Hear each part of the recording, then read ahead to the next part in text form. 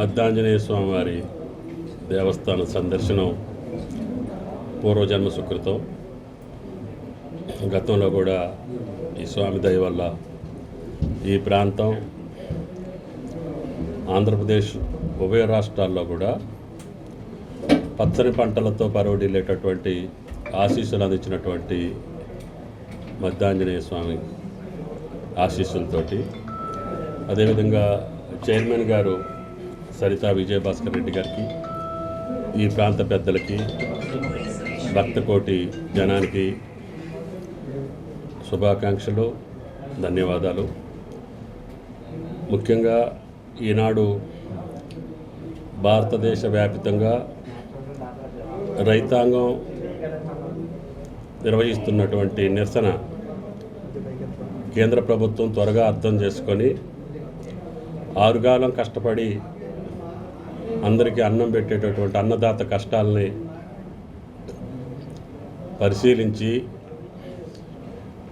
దానికి కావలసినటువంటి మార్గాలను అన్వేషించి నిర్ణయాలు తీసుకోమని చెప్పి ఆంధ్రప్రదేశ్, తెలంగాణ రాష్ట్ర రైతాంగం తరపున కేంద్ర ప్రభుత్వాన్ని డిమాండ్ చేస్తూ ఈనాడు హర్యానా, పంజాబ్, అదేవిధంగా ఉత్తరాఖండ్, ఉత్తరప్రదేశ్ రైతాంగం ఢిల్లీ పొలిమేరలో చేస్తున్నటువంటి ఈ నిరసనోద్యమం ప్రశాంతంగా జరగాలని, ఈ ఉద్యమంలో ఎవరు కూడా అసాంఘిక శక్తులు చొరబడకుండా ప్రశాంతంగా సమస్యలు పరిష్కారం చేసుకునే దిశగా రైతాంగం కూడా సమన్వయం పాటించి కేంద్ర ప్రభుత్వం మీద ఒత్తిడి తీసుకొస్తూనే స్వామినాథన్ కమిషన్ ఇచ్చినటువంటి రిపోర్టుకు ఆధారంగా ఖర్చులకి 1.5 రెట్లు రైతుకి గిట్టుబాటు ధర ఇవ్వాలని చెప్పి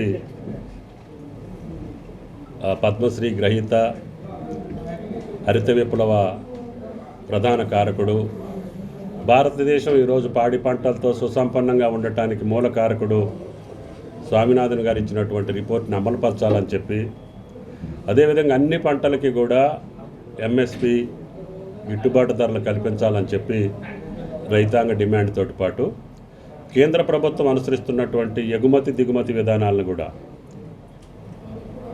ఆలోచించి భారత రైతాంగానికి అనుకూలమైనటువంటి దిగుమతులు, ఎగుమతులు ఉండాలని, గతంలో ఆయిల్ ఫామ్కి సంబంధించి కూడా ఇంపోర్ట్ డ్యూటీ విధించేవాళ్ళం. మొన్న బీజేపీ ప్రభుత్వం ఎన్నికల కోసం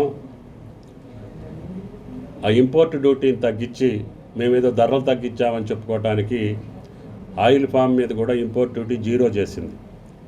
దానివల్ల సుమారు 80,000 నుంచి 1,00,000 కోట్ల రూపాయలు మన ధనం విదేశ మార్గ ద్రవ్యం రూపంలో ఇతర దేశాలకు తరలించబడతా ఉంది. కాబట్టి కేంద్ర ప్రభుత్వం ఎప్పటికైనా అన్ని పంటలతో పాటు ఆయిల్ ఫామ్కి కూడా ఎంఎస్పి వీలు కాకపోతే ఎంజీపీ మినిమం గ్యారంటీ ప్రైస్ అన్నా ఫిక్స్ చేయాల్సిన అవసరం ఉంది.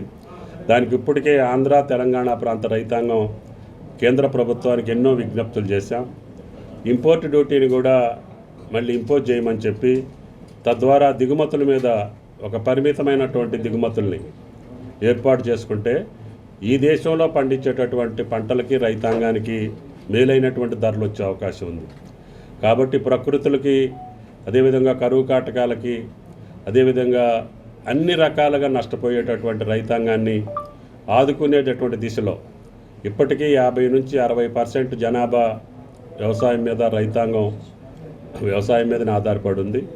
వ్యవసాయ కూలీల యొక్క జీడిపి కూడా ఈ దేశ ఆదాయంలో పెద్ద మొత్తంలో ఉంటుంది.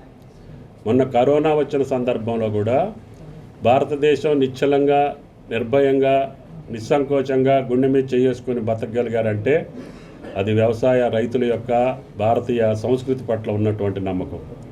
కాబట్టి ఇప్పటికీ కూడా ఇంకా 5-6 సంవత్సరాలకి సరిపోను ఆహార ధాన్యాల నిల్వలో భారతదేశంలో నిల్వ ఉన్నాయి. కాబట్టి వీటన్నిటిని దృష్టిలో పెట్టుకొని భారత ప్రభుత్వం వెంటనే రైతాంగం యొక్క సమస్యల పరిష్కారం చేయాలని చెప్పి ఆంధ్ర, తెలంగాణ రైతుల పక్షాన నేను కూడా డిమాండ్ చేస్తున్నా. మేము కూడా నైతిక మద్దతుని రైతాంగానికి తెలియజేస్తూ, రైతు సంఘాలకు కూడా విజ్ఞప్తి చేస్తూ వారు మనోధైర్యంతో సంయమనంతో రైతాంగ సమస్యల పరిష్కారం పట్ల మీరు నిర్వహిస్తున్నటువంటి నిరసన దేశ రైతాంగానికి మార్గదర్శకంగా ఉండాలని, తద్వారా అన్ని రాష్ట్ర ప్రభుత్వాలు కూడా రైతాంగ సమస్యల పట్ల మూకమ్మడిగా కలిసికట్టుగా కేంద్ర ప్రభుత్వం మీద ఒత్తిడి తీసుకొచ్చి రైతాంగానికి కావాల్సినటువంటి సేవలు అందించేటట్టుగా మేలైనటువంటి గిట్టుబాటు ధరలు ఇచ్చి రైతాంగాన్ని ఆదుకునేటటువంటి పరిస్థితుల్లో కేంద్ర ప్రభుత్వం ఉండేటట్టుగా కేంద్ర ప్రభుత్వం మీద ఒత్తిడి తీసుకురావడానికి మా ప్రభుత్వ పక్షాన మేము సిద్ధంగా ఉన్నామని చెప్పి విజ్ఞప్తి చేస్తూ, మధ్యాంజనేయ స్వామి దీవెనలతోటి ఈ రెండు రాష్ట్రాలే కాదు రైతాంగం మొత్తం సుఖ సంతోషాలతో ఆనందంగా ఉండాలని ఆ స్వామి ఆశయాలు, అదేవిధంగా ఆశీస్సులు, ఆయన యొక్క దయాదాక్షిణ్యాలు ఈ గడ్డ మీద ఉండాలని చెప్పి ఆ దేవదేవుని ప్రార్థిస్తూ సెలవు. Thank you.